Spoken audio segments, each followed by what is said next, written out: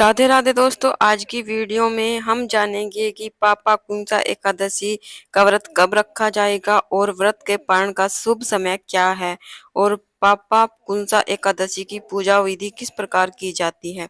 वैसे तो सारी एकादशी की पूजा विधि एक जैसी रहती है, तो चलिए मैं आप लोगों के साथ पूजा विधि शेयर करती हूँ किस प्रकार हमें पूजा करनी है।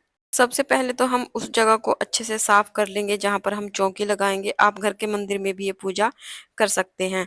चौकी पर हम पीले रंग का वस्त्र बिछाएंगे, क्योंकि भगवान श्री हरि विष्णु की पूजा में पीले रंग की चीजों का ही इस्तेमाल किया जाता है ज्यादातर। अगर नहीं पीली नहीं है तो जो भी आपके पास है वो चीजें आप इस्तेमाल कर सकते हैं। उसके बाद फूलों का या फिर तिल का आसन देते हुए हम भगवान श्री हरि विष्णु का जो भी स्वरूप आपके पास है उसको विराजमान करेंगे। मैं यहाँ पर लड्डू गोपाल जी की सेवा करती हूँ, तो लड्डू गोपाल जी को भी मैं चौकी पर विराजमान कर लूंगी। थोड़े से फूलों का आसन देते हुए मैंने सुपारी के रूप में गणेश भगवान को भी विराजमान किया है। तो लड्डू गोपाल जी को मैंने पहले ही नहलाकर श्रृंगार कर दिया है उनका, और सुपारी के रूप में मैंने फूलों का आसन देते हुए गणेश भगवान जी को चौकी पर विराजमान कर लिया है। अगर आपके पास फोटो है तो आप फोटो भी विराजमान कर सकते हैं गणेश भगवान की। उसके बाद थोड़े से फूलों का आसन देते हुए हम दीपक रख लेंगे। हाथ में थोड़े से फूल या फिर तिल लेकर हम एकादशी व्रत का संकल्प करेंगे। हे भगवान, आज मैं आपके नियमित ये पूजा कर रही हूँ, कृपया मेरी एकादशी पूजा को पूर्ण करवाएं। उसके बाद जो फूल हमारे हाथ में है इसको हम श्री हरि के चरणों में समर्पित कर देंगे और भाव स्वरूप जल के छींटे देते हुए सभी को हम स्नान कराएंगे। लड्डू गोपाल जी को मैंने पहले ही स्नान करा दिया है।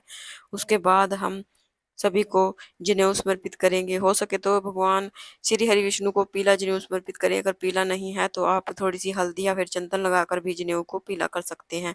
उसके बाद हम दीप प्रज्वलित करेंगे। सभी को पीले चंदन से हम तिलक करेंगे। भगवान श्री हरि विष्णु के जो शेषनाग हैं, शेषनाग के सभी मुखों को हम तिलक करेंगे। लड्डू गोपाल जी को, गणेश जी को दिए का पूजन भी हम साथ साथ करेंगे। उसके बाद हम तिलक पर तिल समर्पित करेंगे, क्योंकि एकादशी पूजा में चावल का यूज बिल्कुल नहीं किया जाता है।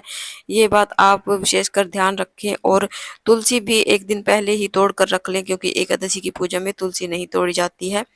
तो भगवान श्री हरि विष्णु और लड्डू गोपाल जी को हम तुलसी समर्पित करेंगे। तो यहाँ पर मैंने तुलसी एक दिन पहले ही तोड़ कर रख ली है।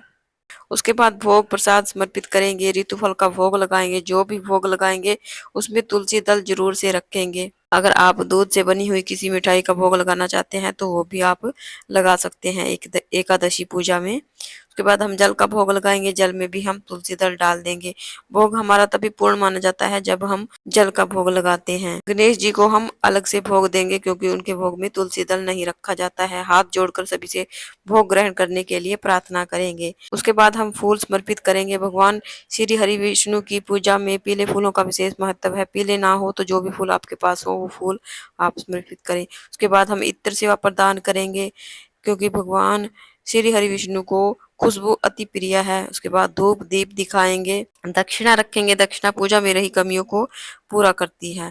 उसके बाद हाथ में तिल या फिर थोड़े से फूल लेकर हम पापा कुंसा एकादशी की कथा सुनेंगे। कथा का वीडियो अलग से चैनल पर अपलोड कर दिया है।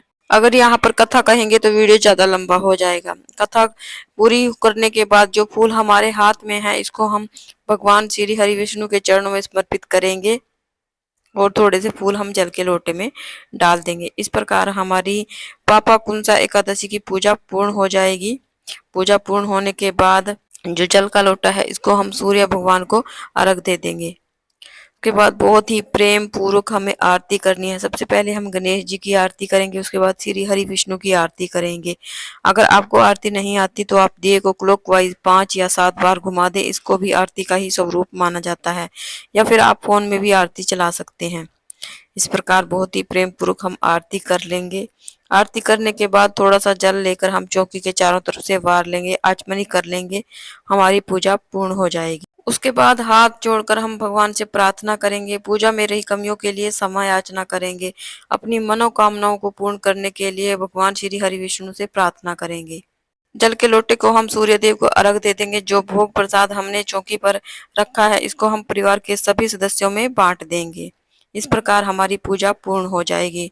अभी बात करते हैं कि एकादशी व्रत हमें कब करना है। 3 अक्टूबर 2025 को हमें एकादशी का व्रत करना है और 4 अक्टूबर 6:16 से 8:45 तक हमें व्रत का पालन करना है। तो इस प्रकार से मैंने आपको पूरी जानकारी दे दी है। आई होप आपको वीडियो अच्छा लगा है तो प्लीज वीडियो को लाइक कीजिएगा। फ्रेंड्स, आपको एकादशी की ये पूजा विधि कैसी लगी कमेंट करके जरूर से बताना। अगर वीडियो अच्छा लगा है तो प्लीज वीडियो को लाइक करना और चैनल को सब्सक्राइब करना। कमेंट में विष्णु भगवान की जय जरूर से लिखना। तो